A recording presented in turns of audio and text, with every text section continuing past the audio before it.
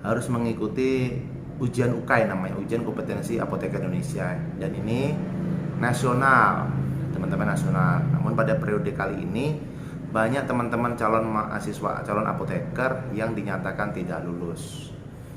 Oke, kenapa bisa seperti itu? Saksikan terus video ini, teman-teman ya.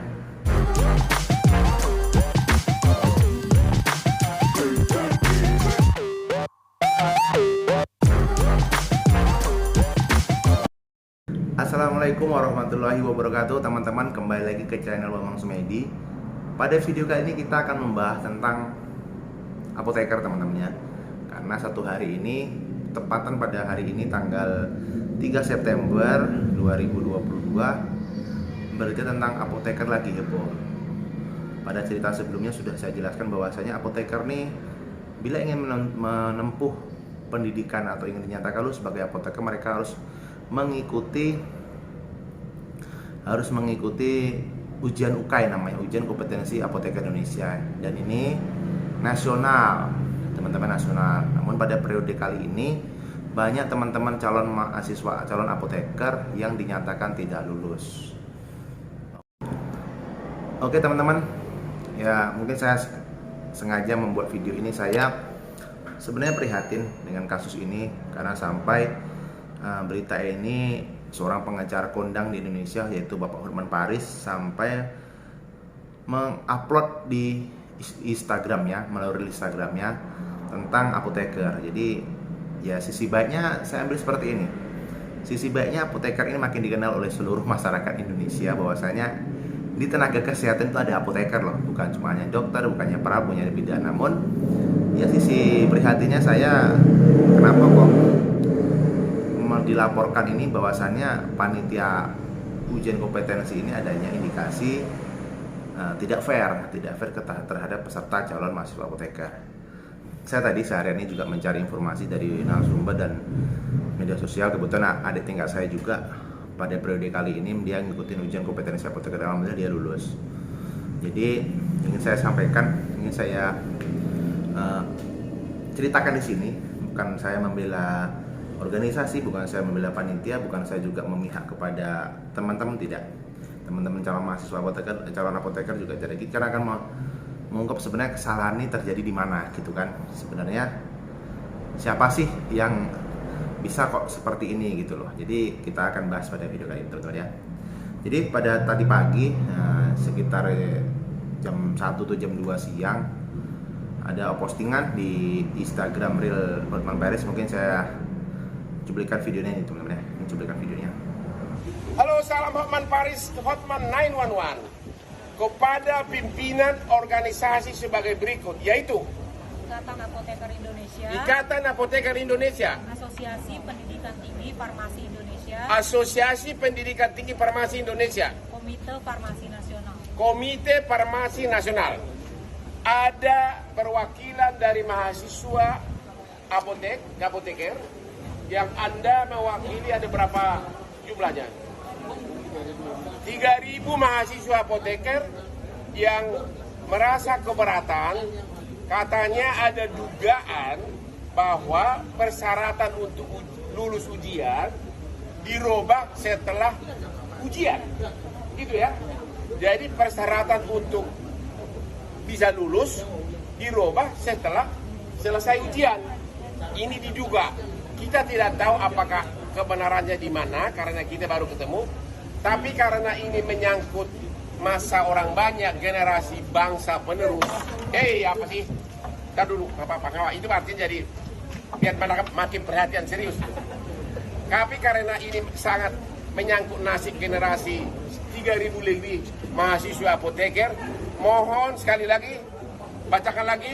Ikatan Apoteker Indonesia, Ikatan Apoteker Indonesia, Asosiasi Pendidikan Tinggi Farmasi, Asosiasi Pendidikan Tinggi Farmasi, Komite Farmasi Nasional. Komite Farmasi Nasional, mohon segera dilakukan mediasi. Ya, kalau memang perlu bisa menghubungi Hotman Paris 911 untuk berunding masalah ini. Salam Hotman Paris 911. Namanya siapa? Saya Nani Winati. Nani Winati. Dari mahasiswa mana? Dari Mahasiswa Jakarta. Yang kuat dong. Dari mahasiswa UTA 45 Jakarta. Oke, satu lagi. Saya Yusuf Jaya Masadat dari mahasiswa. Kurang kuat, kayak orang Batak gitu. Saya Yusuf Jaya Masadat dari mahasiswa Universitas Wahid Hasyim Semarang. Oke, jadi tujuan ini baru sekedar menanyakan, bukan menuduh. Salam Muhammad Paris. Sudah, ya. Jadi seperti itu teman-teman ya, cuplikannya seperti itu, bahwasannya teman-teman calon apoteker ini menuntut organisasi, di sini sebagai KFN, di sini PP, bahwa perhimpunan IAI, mereka menuntut keadilan, bahwasanya mereka merasa dicurangi, kan itu teman-teman, merasa dicurangin atau merasa tidak fair terjadi di panitia apoteker tentang pelaksanaan ujian saat ini.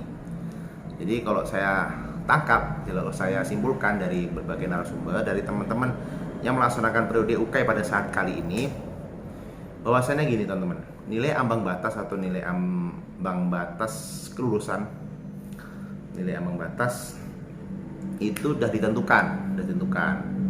Namun di sini ada perubahan nilai ambang batas oleh panitia atau oleh pengampu atau oleh pelaksana ujian UKAI, itu ada perubahan data. Namun sebelum itu kita baca dulu teman-teman, kita baca dulu. Saya sudah ada postingan dari PPIAI, ada postingan dari Instagram pengurus pusat apoteker Ikatan Apoteker Indonesia. Di sini saya akan bacakan di sini teman-teman. Fakta mengenai penetapan nilai batas lulus NBL ujian kompetensi apoteker Indonesia UKAI metode CBT. Yang pertama, penetapan nilai batas lulus NBL ujian kompetensi apoteker Indonesia atau UKAI dilakukan dengan cara penjurian dilakukan oleh metode tervalidasi dalam bentuk kegiatan standar setting.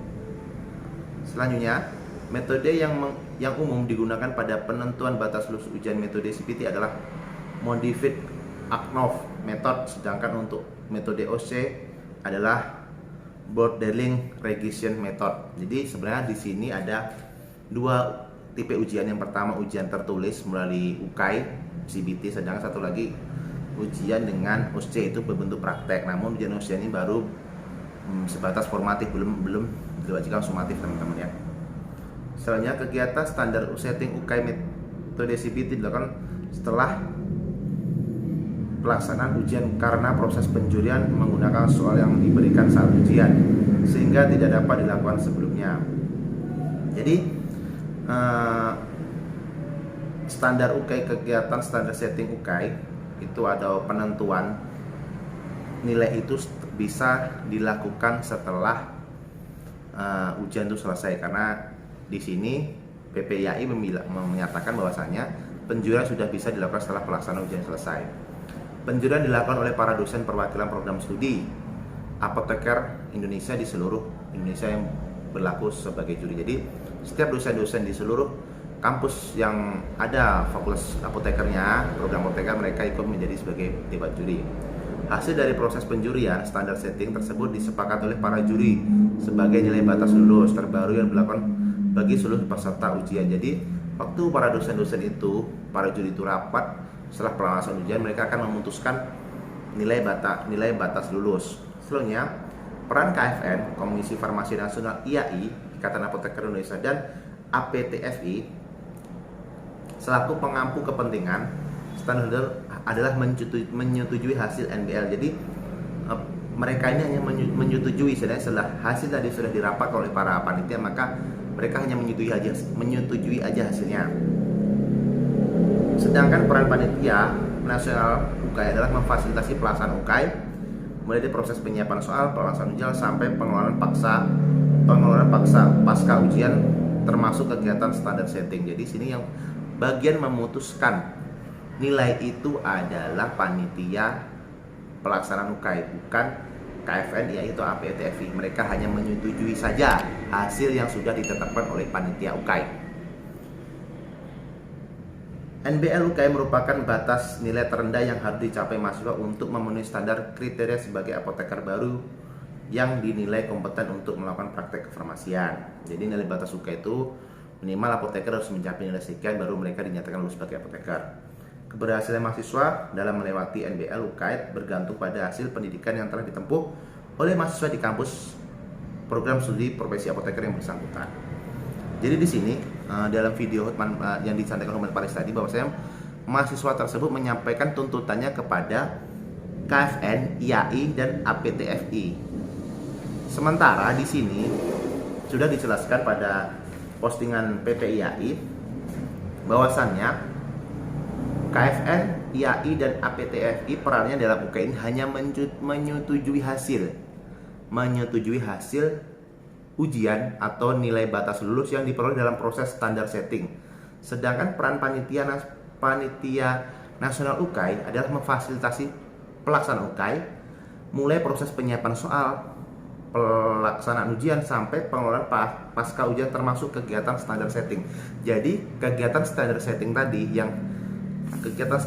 ini adalah metode yang dilakukan atau menentukan hasil dari hasil UKI tadi, hasil ujian UKI tadi. Jadi yang berperan di sini atau yang melakukan standar setting adalah panitia pelaksanaan UKI, bukan KFN, IAI atau APTFI. Jadi mereka di sini KFN, IAI atau APTFI hanya menyetujui hasil yang sudah disetujui oleh panitia UKI. Jadi mungkin permasalahan di sini, jadi merasa teman-teman ini salah untuk menuntut. Jadi seandainya kalau teman-teman apoteker baru ini kalau ingin menyampaikan, harus menyampaikan tuntutannya atau ketidakpuasan dengan hasil ujian tersebut ke panitia pelaksanaan UKI, bukan ke organisasi yang telah disebutkan dalam postingan Yoman Paris tadi. Oke, itu dari segi PPIAI ya teman-teman ya, membela dari PPIAI-nya.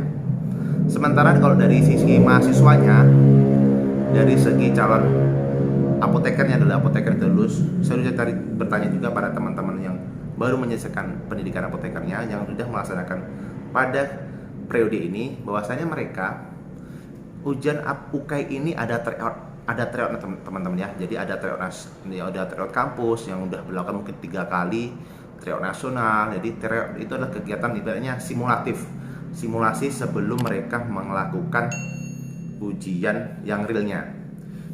Jadi standar nilai ini waktu mereka melaksanakan kegiatan tryout di kampus, tryout nasional, mereka mendapatkan info bahwasannya standar nilai itu yang diperoleh atau maksimal minimal yang dicapai minimal harus dinyatakan itu 52,5 dari 200 soal.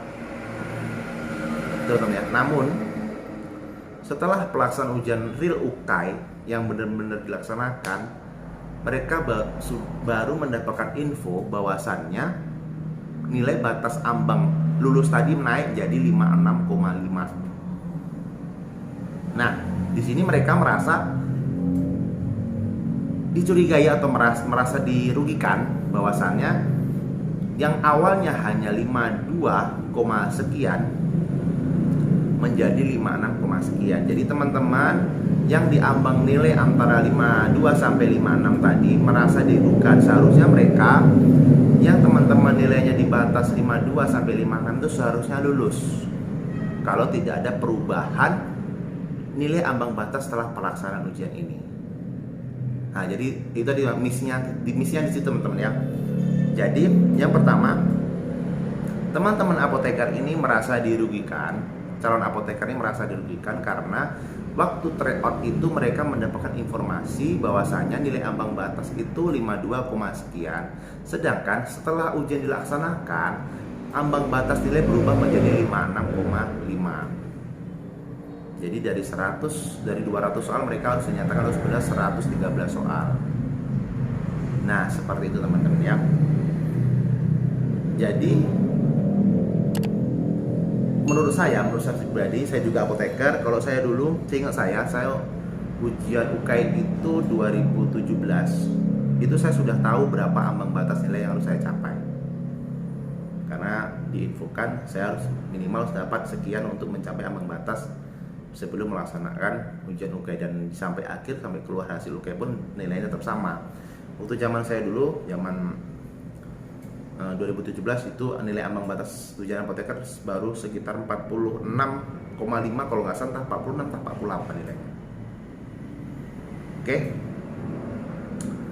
Jadi itu teman-teman ya. Jadi di sini kalau teman-teman apoteker kalau seandainya ingin mencari keadilan ya silahkan teman-teman kalau memang seperti itu kejadiannya, memang itu dari data-data yang sudah ada, teman-teman silahkan mencari keadilan atau minta data kepada panitia pelaksana UKAI, bukan ke KFN, bukan ke IAI, bukan ke APTFI.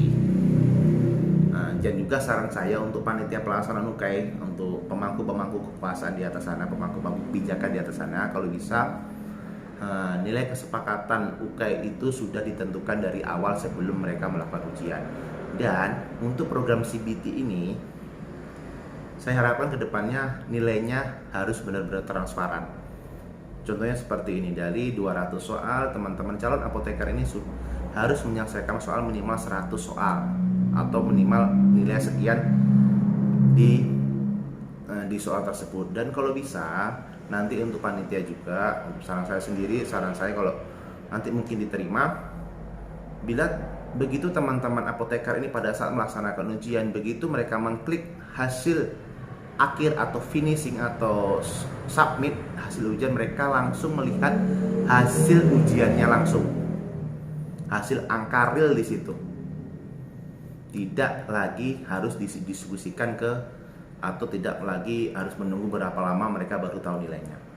Seperti sistem CBT yang dipakai oleh pemerintah dalam merekrut PNS atau tenaga P3K ataupun yang lain.